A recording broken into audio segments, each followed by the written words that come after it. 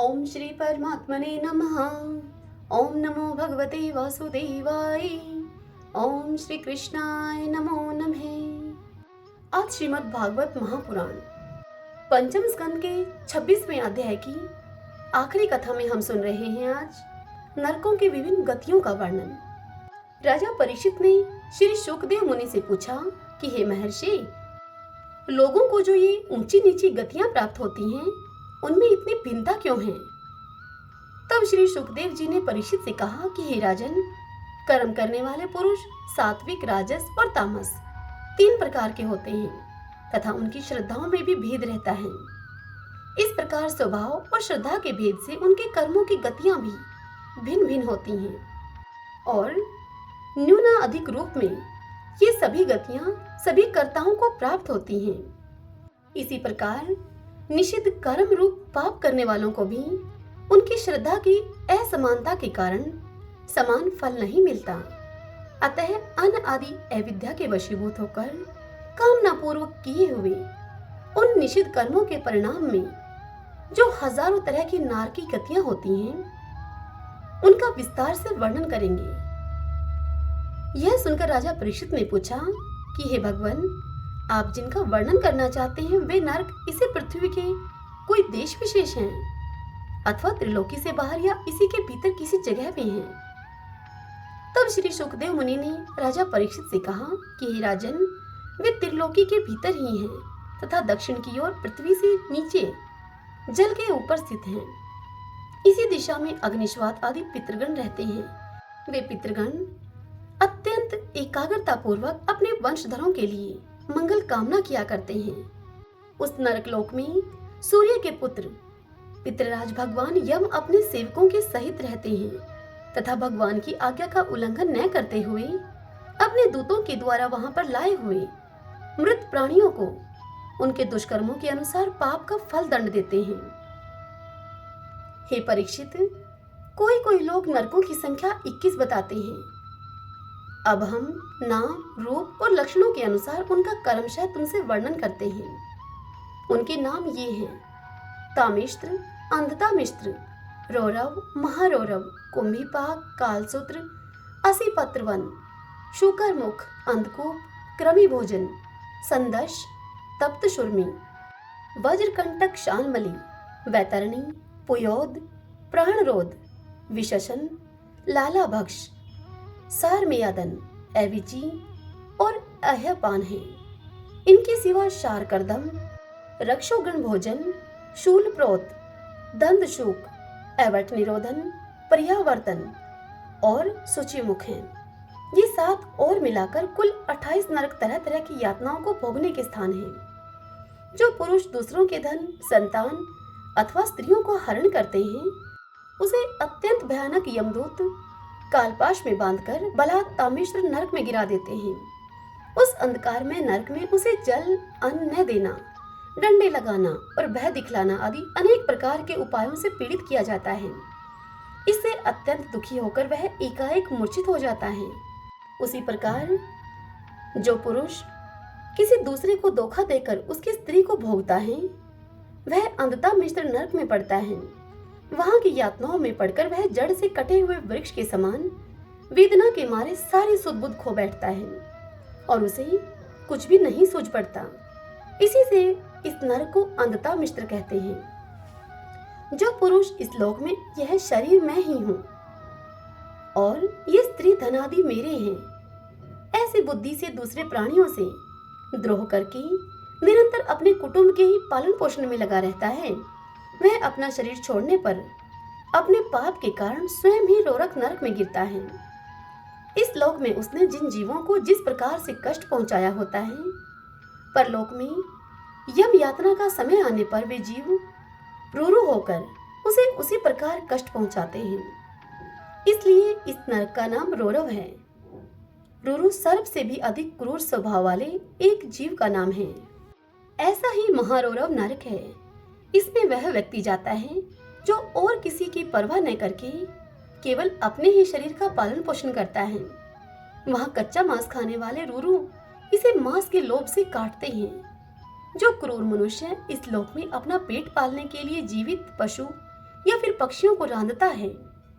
उस हृदयहीन राक्षसों से भी गए बीते पुरुष को यमदूत कुंभीपाक नरक में ले जाकर खोलते हुए तेल में रांधते हैं, अर्थात तेल में पकाते हैं। जो मनुष्य इस लोक में माता पिता, ब्राह्मण और वेद से विरोध करता है, उसे यमदूत कालसूत्र नरक में लेकर जाते हैं। इसका घेरा 10,000 योजन है। इसकी भूमि तांबे की है। इसमें जो तपा हुआ मैदान है वह ऊपर से सूर्य और नीचे से अग्नि के दाह से जलता रहता है। वहां पहुंचाया हुआ पापी जीव भूख प्यास से व्याकुल हो जाता है और उसका शरीर बाहर भीतर से जलने लगता है। उसकी बेचैनी यहाँ तक बढ़ जाती है कि वह कभी बैठता है तो कभी लेटता है, तो कभी चटपटाने लगता है, तो कभी खड़ा हो जाता है, तो कभी इधर उधर दौड़ने लगता है। इस प्रकार उस नरपुरुष के शरीर में जितने रोम होते हैं उतने ही 1000 वर्षों तक उसकी यह दुर्गति होती रहती है। जो पुरुष किसी प्रकार की आपत्ति न आने पर भी अपने वैदिक मार्ग को छोड़कर अन्य पाखंड पूर्ण धर्मों का आश्रय लेता है, उसे यमदूत 80 पत्र वन नरक में ले जाकर कोड़ों से पीटते हैं। जब मार से बचने के लिए वह इधर उधर दौड़ने लगता है, तब उसके सारे अंग तालवन के तलवार के समान पैने पत्तों से, जिन पत्तों में दोनों ओर धारें होती हैं, टूक टूक होने लगते हैं। तब वह अत्यंत वेदना से हाय मैं मरा, हाय मैं मरा, इस प्रकार से चिल्लाता हुआ पद पद पर मूर्छित होकर गिरने लगता है। अपने धर्म को छोड़कर पाखंड के मार्ग में चलने से उसे इस प्रकार अपने कुकर्म का फल भोगना पड़ता है। इस लोक में जो पुरुष राजा या राज कर्मचारी होकर किसी निरपराध मनुष्य को दंड देता है अथवा ब्राह्मण को शरीर दंड देता है, वह महापापी मरकर शुकर मुख नरक में गिरता है। वहां उस नरक में जब महाबली यमदूत उसके अंगों को कुचलते हैं, तब वह कोलू में पेरे जाते हुए गन्नों के समान पीड़ित होकर, जिस प्रकार इस लोक में उसके द्वारा सताए हुए निरपराध प्राणी रोते चिल्लाते थे, उसी प्रकार वह भी कभी आर्त स्वर से चिल्लाता है तो कभी वह मूर्छित हो जाता है। जो पुरुष इस लोक में खटमल आदि जीवों की हिंसा करता है, वह उनसे द्रोह करने के कारण अंधकूप नरक में गिरता है, क्योंकि स्वयं भगवान ने ही रक्तपान आदि उनकी वृत्ति बना दी है और उन्हें उसके कारण दूसरों को कष्ट पहुंचाने का ज्ञान भी नहीं है। किंतु मनुष्य की वृत्ति भगवान ने विधि निषेध पूर्वक बनाई है और उसे दूसरों के कष्ट का ज्ञान भी है। वहां वे पशु, मृग, पक्षी, सांप आदि रेंगने वाले जंतु, मच्छर, जूं, खटमल और मक्खी आदि जीव, जिनसे कि उसने द्रोह किया था, उस मनुष्य को वह सब जीव सभी ओर से काटते हैं। इससे उसकी निद्रा और शांति भंग हो जाती है और स्थान न मिलने पर भी वह बेचैनी के कारण उस घोर अंधकार में इस प्रकार भटकता रहता है जैसे कि रोगग्रस्त शरीर में जीव छटपटाया करता है। जो मनुष्य इस लोक में बिना पंच महायज्ञ किए हुए तथा जो कुछ मिले उसे बिना किसी दूसरे को दिए हुए स्वयं ही खा लेता है, उसे कौवे के समान कहा गया है। वह परलोक में कर्मी भोजन नामक निकृष्ट नरक में गिरता है। वहां 1 लाख योजन लंबा चौड़ा एक कीड़ों का कुंड है। उस कुंड में उसे भी कीड़ा बनकर रहना पड़ता है और जब तक अपने पापों का प्रायश्चित न करने वाले उस पापी के बिना दिए और बिना हवन किए हुए खाने के दोष का अच्छी तरह से शोधन नहीं हो जाता, तब तक वह मनुष्य उसे कीड़े की योनि में उसे कुंड में गिरा पड़ा कष्ट भोगता रहता है। वहां कीड़े उसे नोचते हैं और वह कीड़ों को खाता है।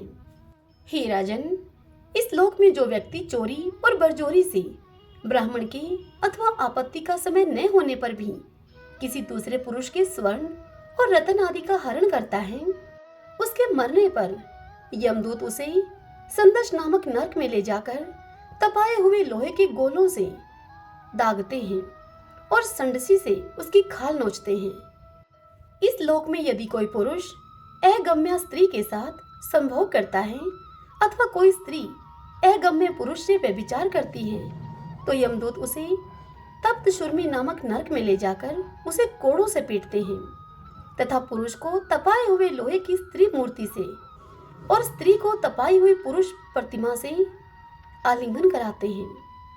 जो पुरुष इस लोक में पशु आदि सभी के साथ व्यभिचार करता है, उसे मृत्यु के बाद यमदूत वज्र कंटक शालमली नरक में गिराते हैं और वज्र के समान कठोर कांटों वाले सेमर के वृक्ष के ऊपर चढ़ाकर फिर नीचे की ओर खींचते हैं। जो राजा या राजपुरुष इस लोक में श्रेष्ठ कुल में जन्म पाकर भी धर्म की मर्यादा का उच्छेद करते हैं, वे उस मर्यादा अतिक्रमण के कारण मरने पर वैतरणी नदी में पटके जाते हैं। हे राजन, यह वैतरणी नदी नरकों की खाई के समान है। उसमें मल, मूत्र, पीव, रक्त, केश, नख, हड्डी, चर्बी, मांस और मज्जा आदि गंदी चीजें भरी हुई हैं।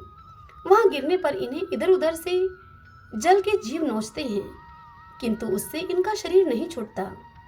पाप के कारण प्राण उसे वहन किए रहते हैं और वे उस दुर्गति को अपनी करनी का फल समझकर मन ही मन संतप्त होते रहते हैं। जो लोग सोच और आचार के नियमों का परित्याग करके तथा लज्जा को तिलांजलि देकर इस लोक में शूद्राओं के साथ संबंध गांठकर पशुओं के समान आचरण करते हैं, वे भी मरने के बाद पीप, विष्ठा, मूत्र, कफ और मैल से भरे हुए पुयोद नामक समुद्र में गिरकर उन अत्यंत घृणित वस्तुओं को ही खाते हैं। इस लोक में जो ब्राह्मण आदि उच्च वर्ण के लोग कुत्ते या गधे पालते और शिकार आदि में लगे रहते हैं तथा शास्त्र के विपरीत पशुओं का वध करते हैं, मरने के पश्चात वे सभी प्राण रोधक नामक नरक में डाले जाते हैं और वहां यमदूत उन्हें लक्ष्य बनाकर बाणों से बिंधते हैं। जो पाखंडी लोग पाखंडपूर्ण यज्ञों में पशुओं का वध करते हैं, उन्हें परलोक में वैशस अर्थात विश्सन नामक नरक में डालकर वहां के अधिकारी बहुत पीड़ा देकर काटते हैं। जो द्विज कामातुर होकर अपनी स्वर्णा भार्या को वीर्यपान कराता है, उस पापी को मरने के बाद यमदूत वीर्य की नदी अर्थात लाल बख्श नामक नरक में डालकर वीर्य पिलाते हैं। जो कोई चोर अथवा राजा या राजपुरुष इस लोक में किसी के घर में आग लगा देते हैं, किसी को विष दे देते हैं अथवा गांव या व्यापारियों की टोलियों को लूट लेते हैं, उन्हें मरने के पश्चात सार मेयादन नामक नरक में वज्र की सी दाढ़ों वाले 720 यमदूत कुत्ते बनकर बड़े वेग से काटने लगते हैं। इस लोक में जो पुरुष किसी की गवाही देने में, व्यापार में अथवा दान के समय किसी भी तरह की झूठ बोलता है, वह मरने पर आधार शून्य अविचमान नरक में पड़ता है। वहां उसे 100 योजन ऊंचे पहाड़ के शिखर से नीचे को सिर करके गिराया जाता है। उस नरक की पत्थर की भूमि जल के समान जान पड़ती है, इसलिए उसका नाम अविचमान नरक है। वहां गिराए जाने से उसके शरीर के टुकड़े टुकड़े हो जाने पर भी उसके प्राण नहीं निकलते, इसलिए इसे बार बार ऊपर ले जाकर पटका जाता है। जो ब्राह्मण या ब्राह्मणी अथवा वर्त में स्थित और कोई भी प्रमादवश मदपान करता है तथा जो क्षत्रिय या वैश्य सोमपान करता है, उन्हें यमदूत अयापान नाम के नरक में लेकर जाते हैं और उनकी छाती पर पैर रखकर उनके मुंह में आग से गलाया हुआ लोहा डालते हैं। जो पुरुष इस लोक में निम्न श्रेणी का होकर भी अपने को बड़ा मानने के कारण जन्म, तप, विद्या, आचार, वर्ण या आश्रम में अपने से बड़ों का विशेष सत्कार नहीं करता, वह जीता हुआ भी मरे के ही समान है। उसे मरने पर शार कर्दम नामक नरक में नीचे की ओर सिर करके गिराया जाता है और वहां उसे अत्यंत पीड़ाएं भोगनी पड़ती हैं। जो पुरुष इस लोक में नर मेधादि के द्वारा भैरव, यक्ष, राक्षस आदि का यजन करते हैं और जो स्त्रियां पशुओं के समान पुरुषों को खा जाती हैं, उन्हें वे पशुओं की तरह मारे हुए पुरुष यमलोक में राक्षस होकर तरह तरह की यातनाएं देते हैं और रक्षोगण भोजन नामक नरक में कसाईयों के समान कुल्हाड़ी से काट काट कर उसका लोहू पीते हैं तथा जिस प्रकार वे मांस भोजी पुरुष इस लोक में उनका मांस भक्षण करके आनंदित होते थे, उसी प्रकार वे भी उनका रक्तपान करते हैं और आनंदित होकर नाचते गाते हैं। इस लोक में जो लोग वन या गांव के निरपराध जीवों को, जो सभी अपने प्राणों को रखना चाहते हैं तथा तरह तरह के उपायों से फुसलाकर अपने पास बुला लेते हैं या फिर उन्हें कांटे से भेद कर या रस्सी से बांधकर खिलवाड़ करते हुए तरह तरह की पीड़ाएं देते हैं। उन्हें भी मरने के पश्चात यम यातनाओं के समय शूल प्रोत नामक नरक में शूलों से बांधा जाता है। उस समय जब उन्हें भूख प्यास सताती है और कंक बटेर आदि तीखी चोंचों वाले नरक के भयानक पक्षी उन्हें नोचने लगते हैं, तब अपने किए हुए सारे पाप उन्हें याद आ जाते हैं। हे राजन, इस लोक में जो सर्पों के समान उग्र स्वभाव के पुरुष दूसरे जीवों को पीड़ा पहुंचाते हैं, वे मरने के बाद दंतशूक नाम के नरक में गिरते हैं। वहां 5-5, 7-7 मुंह वाले सर्प उनके समीप आकर उन्हें चूहों की तरह निगल जाते हैं। जो व्यक्ति यहाँ दूसरे प्राणियों को अंधेरी खातियों, कोठों या गुफाओं में डाल देते हैं, उन्हें परलोक में यमदूत वैसे ही स्थानों में डालकर वैशैली आग के धुएं में घोंपते हैं। इसी तरह इस नरक को अवट निरोधन कहते हैं। जो गृहस्थ अपने घर आए हुए अतिथि अभ्यागतों को बार बार क्रोध में भरकर ऐसी कुटिल दृष्टि से देखता है मानो उन्हें भस्म कर देगा। जब वह नरक में जाता है तब उस पाप दृष्टि के नेत्रों को गिद्ध, कंक, काक और बटेर आदि वज्र किसी कठोर चोंचों वाले पक्षी बलात् निकाल लेते हैं। इस नरक को प्रियावर्तन कहते हैं। इस लोक में जो व्यक्ति अपने को बड़ा धनवान समझकर अभिमानवश सबको टेढ़ी नजरों से देखता है और सभी पर संदेह रखता है, धन के व्यय और नाश की चिंता से जिसके हृदय और मुंह दोनों ही सूख जाते हैं, अतः तनिक भी चैन न मानकर जो यक्ष के समान धन की रक्षा में ही लगा रहता है तथा पैसे पैदा करने, बढ़ाने और बचाने में जो तरह तरह के पाप करता रहता है, वह नराधम मनुष्य मरने पर शुचिमुख नरक में गिरता है। वहां उस अर्थ पिशाच पापात्मा के सारे अंगों को यमराज के दूत दर्जियों के समान सुई धागे से सीलते हैं। हे राजन, यमलोक में इसी प्रकार के सैकड़ों हजारों नरक हैं। उनमें जितना यहाँ उल्लेख हुआ है और जिनके विषय में कुछ नहीं कहा गया है, उन सभी में सब अधर्मपरायण जीव अपने कर्मों के अनुसार बारी बारी से जाते हैं। इसी प्रकार धर्मात्मा पुरुष स्वर्ग आदि में जाते हैं। इसी प्रकार नरक और स्वर्ग के भोग से जब इनके अधिकांश पाप और पुण्य क्षीण हो जाते हैं, तब बाकी बचे हुए पुण्य पाप रूप कर्मों को लेकर ये फिर से इसी लोक में जन्म लेकर फिर लौट आते हैं। इन धर्म और अधर्म दोनों से विलक्षण जो निर्वर्ती मार्ग है, उसका तो पहले अर्थात द्वितीय स्कंद में ही वर्णन हो चुका है। पुराणों में जिसका 14 भुवन के रूप में वर्णन किया गया है, वह ब्रह्मांड कोश इतना ही है। यह साक्षात परम पुरुष श्री नारायण का अपनी माया के गुणों से युक्त अत्यंत स्थूल स्वरूप है। इसका वर्णन मैंने तुम्हें सुना दिया है। परमात्मा भगवान का उपनिषदों में वर्णित निर्गुण स्वरूप यद्यपि मन बुद्धि की पहुंच के बाहर है, तो भी जो पुरुष इस स्थूल रूप का वर्णन आदर पूर्वक पढ़ता है, सुनता है या फिर सुनाता है, उसकी बुद्धि श्रद्धा और भक्ति के कारण शुद्ध हो जाती है और वह उस सूक्ष्म रूप का भी अनुभव कर सकता है। यति को चाहिए कि भगवान के स्थूल और सूक्ष्म दोनों प्रकार के रूपों का श्रवण करके पहले स्थूल रूप में चित्त को स्थिर करे, फिर धीरे धीरे वहां से हटाकर उसे सूक्ष्म में लगा दे। हे परीक्षित, मैंने तुमसे पृथ्वी, उसके अंतर्गत द्वीप, वर्ष, नदी, पर्वत, आकाश, समुद्र, पाताल, दिशा, नरक, ज्योतिर्गण और लोगों की स्थिति का वर्णन किया है। यही भगवान का अति अद्भुत स्थूल रूप है, जो समस्त जीव समुदाय का आश्रय है। हरि ओम तत्सत। ओम नमो भगवते वासुदेवाय। भक्तजनों, श्रीमद् भागवत के पंचम स्कंद की यह आखिरी कथा थी। इसके बाद हम कल से छठे स्कंद के प्रथम अध्याय का श्रवण करेंगे। कल के अध्याय में हम अजामिल के बारे में सुनेंगे। आज की यह कथा आपको कैसी लगी? इस वीडियो को लाइक करके और कमेंट बॉक्स में ओम नमो भगवते वासुदेवाय लिखकर हमें अवश्य बताइएगा। हरे कृष्णा।